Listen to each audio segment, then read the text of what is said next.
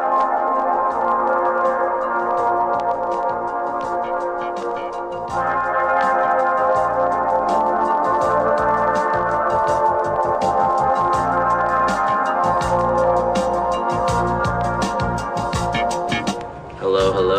this is Alex Zhang, and during On Naomi's show, tonight we've got some very, very special guests for you today. We have Derrick Knight. Hello, USC. And we have his lovely team. Tonight we're going to be taking an inside look into a little bit of Derrick's artist history, his current business, MoonPad LA, and his current surprise for all the USC students out there. We're really excited to share it with you guys. So, Derrick. Yep. Introduce yourself.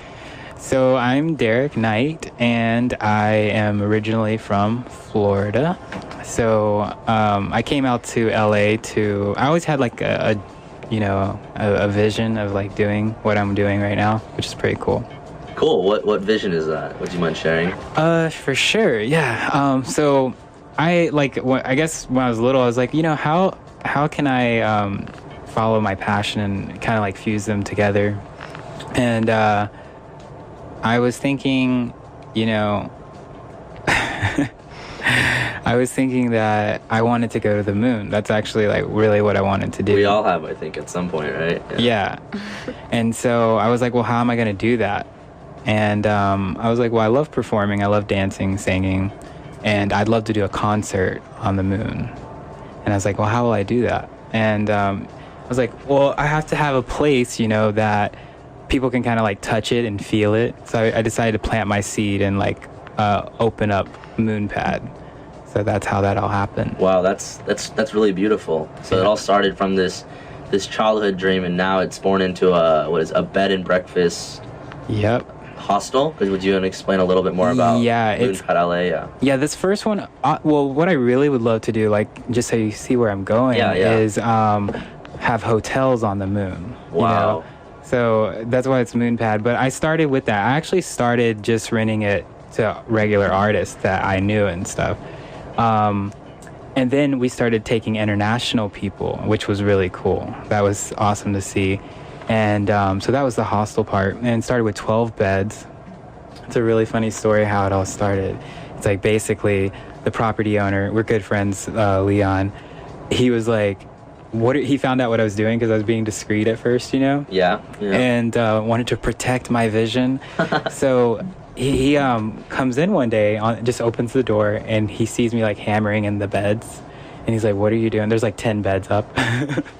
And I was like, okay, well, I wanted to do this, and he was like just shutting it down. He was like, it's totally foreign to him, shared, communal, and all that. But anyway, I wrote him this email. It's called Vision and Change of Heart, and he did have a change of heart when I explained to him the whole vision. So he actually ended up buying the one that's in the Arts District. Wow. Which is where I've been able to create a lot of music. We have a recording studio, dance studio. So yeah, because you mentioned before that the idea of sharing a large communal room is very foreign to a lot of people, and to be honest, it's still a little foreign to me. How has that been received by a lot of your stayers? Are they enjoying that community aspect, or has it been really awkward? That would be my first guess. Are you talking about the people, the seers? What did you say? The people who are staying at MoonPad. Yeah, they actually kind of they're aware of what they're coming into. Yeah. So they're totally cool with it. It's like really, I think they love it. It's like some people, because we get like doctors, lawyers, a very eclectic mix of people, and so they just come from all different backgrounds. But some of them love the shared. They actually like enjoy it because you don't want to sit in a hotel by yourself all the time. You want to meet that's new no fun. people. Right. Yeah. Right. So. Very cool. So that's for all those listeners out there. That's MoonPad LA. That's out in the Arts District, correct? And what's the average price per night? I think it is like around 25 for the summertime. That's awesome. Yeah, for shared. And then like you can also do like the private guest house or stuff. Other unique spaces. There's even an RV, and it's very cool.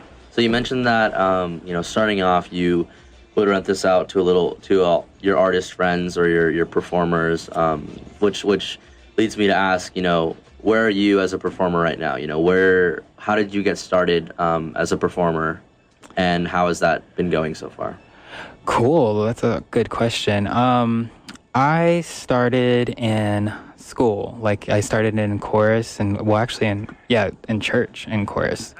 And then I did the chorus, and then I did band, played saxophone, clarinet. And so I was always wanting to do things on a big level, you know, like I wanted... On the moon. Yeah, on the moon already. Yeah. And so, like, I had dreamed about, like, coming to do hip-hop dance classes and, you know, performing or rehearsing in those same spaces as, like, a lot of the artists I look up to. So that's been, like, one of the coolest things. Did I answer your question? I'm sorry, it's been a really long day. No. Dance studio. I totally understand. Yeah, you answered. I'm just curious more into, you know, where you draw your inspirations from. You know, Who are you, Derrick Knight, as an artist? Totally. Well, I really love, like, you know, Empire of the Sun. That's one of my favorite bands. MGMT. I also, like, I keep listening to that Chris Brown Loyal song. So I'm very all over the place. I've came to the symphonies here. So I feel like I'm pretty eclectic, and I like incorporating all of that into my songs. Very cool.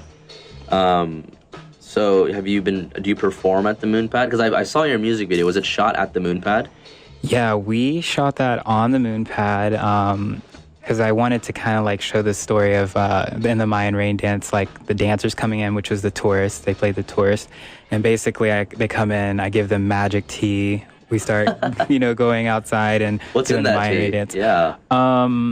Yeah, it's like magic tea. I can't really tell you. Illegal substances on air. We understand. It's just called magic tea. Magic tea. Interesting.